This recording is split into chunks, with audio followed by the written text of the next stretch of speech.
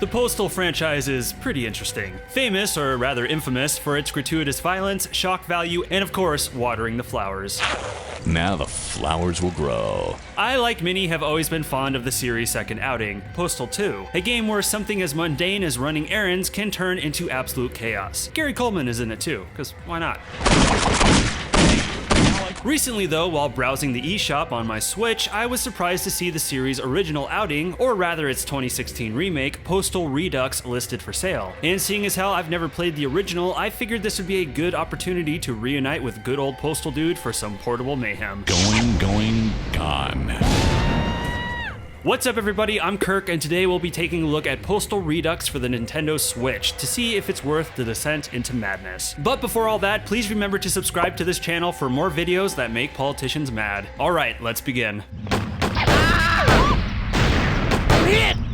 Postal was developed by Running with Scissors and originally released in 1997. It's an isometric, sometimes top-down shooter where you take control of a man who loses his mind and begins shooting up the town he lives in. Cops, civilians, soldiers, whoever. Yeah, to say this game was controversial is an understatement, and upon release the game was banned in over 10 countries. Keep in mind, this was only a few years after Lieberman made a stink about violent video games resulting in the ESRB, and Grand Theft Auto was in its infancy, so Postal was kind of a lot for people.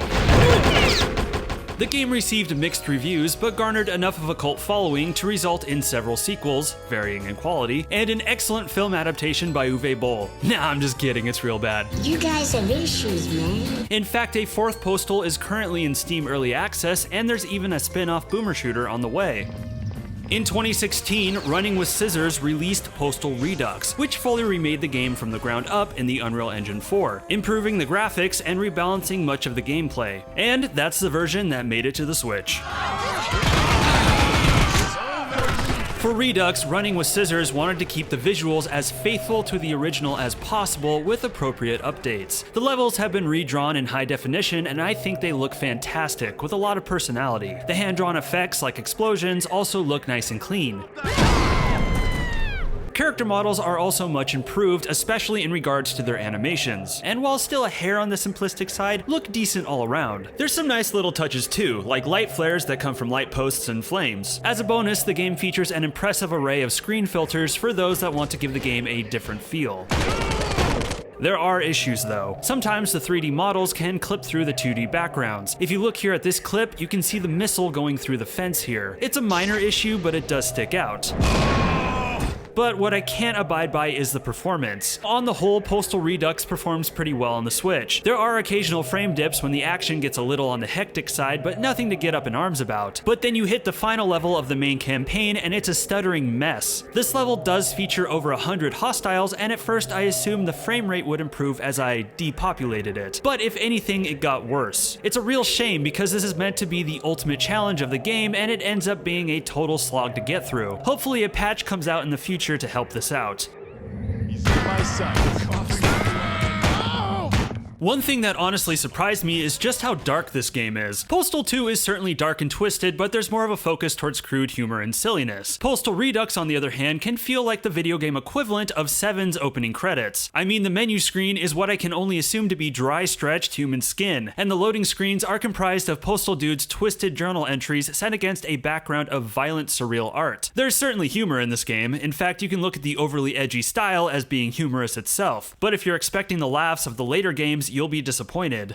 We have you. Everybody dies. The story is kept purposefully vague so the player keeps focus on the gameplay, but from doing some digging online, I found out the plot involves Postal Dude being evicted from his house and becoming convinced the Air Force has released a poison gas into the town which has driven everybody insane. Conveniently, Postal Dude is the only one unaffected, and thus he goes, well, postal.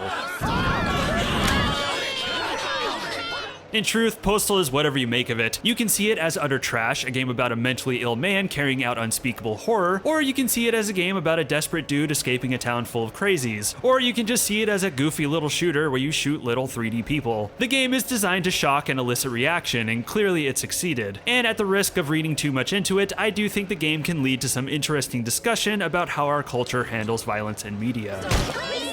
Postal is comprised of 24 levels, 17 in the main campaign with an extra carnival level exclusive to Redux, and 6 levels for its Super Delivery expansion. You have the option to tackle these separately or all together in the excess postage mode. There's also a score-based rampage mode, which is a good little bit of fun and provides a good challenge. Sadly though, the co-op mode featured in the Steam version did not make the cut for the Switch.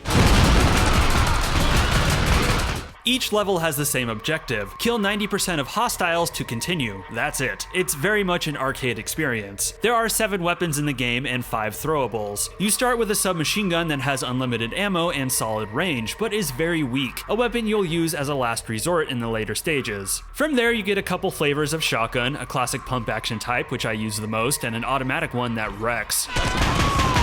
There's a rocket launcher that fires both standard and homing rockets, a napalm launcher, and a good old-fashioned flamethrower. Careful not to get yourself lit on fire though, or else Postal Dude will run around uncontrollably. The upside though is that you can run into enemies and light them on fire too, which is pretty entertaining. A new addition to Redux is the revolver, which has high range, accuracy, and can kill most enemies in a single shot. However, the ammo for it is pretty uncommon.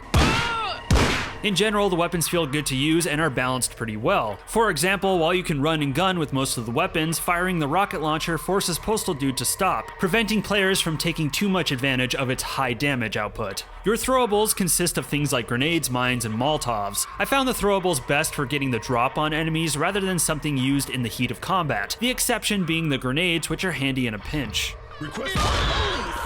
Enemies consist of police officers, dudes and wife beaters, and construction meatheads that throw Molotovs and dynamite, soldiers that pack either automatic weaponry or rocket launchers, and the occasional missile turret. God help you if you get stuck getting hit by one of these.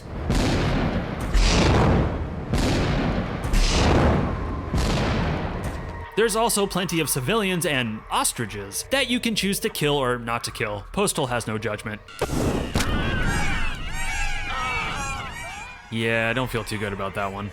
Enemies will either stand still and shoot you or run at you and shoot you, which is expected for a twin-stick shooter. It would have been nice though if enemy behavior differed a little more throughout as new types are introduced. In terms of controls, Postal translates to Switch fairly clean. It's a straightforward scheme: left and right sticks for moving and aiming, right trigger for shooting, and left for throwables. You can crouch with the A button, which I personally didn't find much use for, and X is for executions. As a bonus, there's a dedicated suicide button too, in case you just can't take it anymore. I regret nothing. He never had a good head on his shoulders to begin with. Boo! You stink! The game also lets you adjust the stick dead zones, which is a nice inclusion. However, as soon as you start playing, it becomes pretty clear the game is better suited to mouse and keyboard. The aiming can take a little getting used to. There is a soft lock when you aim though, a little green crosshair that pops on the enemies when you aim close enough to them, which does help. A game this simple would need some sharp level design to keep it interesting, and Postal does a decent job of making each of its maps feel distinct with layouts that do challenge the player. Your first couple maps are places like neighborhoods and truck stops, which are pretty straightforward, but eventually you come to a parade level where civilians run around in panic, making it tricky to spot hostiles. Not long after that, you tackle a mine level, which is a lot more cramped with the level art obscuring your visibility. There's also a cool level in Special Delivery where frequent earthquakes happen, shaking the screen.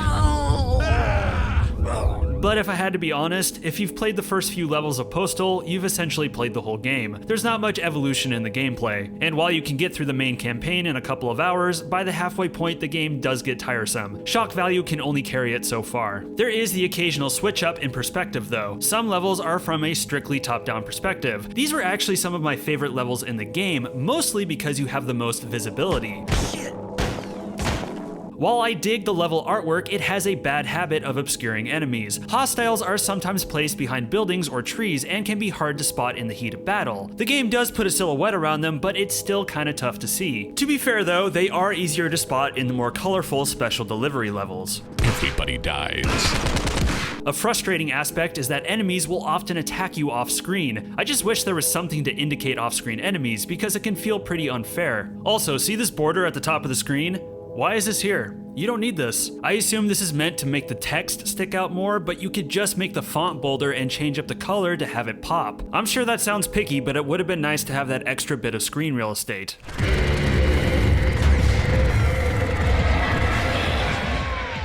While I had my fun with it, I can't really say Postal Redux knocked my socks off. The lack of evolving gameplay and late game performance issues makes it hard for me to recommend to newer players. In fact, if you're curious about the Postal series, I'd just say check out Postal 2. That's a game I still install from time to time when I'm in the mood for some mayhem and silliness, and it has a lot more to offer than the original game. In fact, it'd be pretty interesting to see a Switch port of that. However, I will commend Postal Redux for being a faithful remake, and if I were to recommend it to anybody, it would be to the fans who played it back in the day, still love it now, and wouldn't mind having it on the go.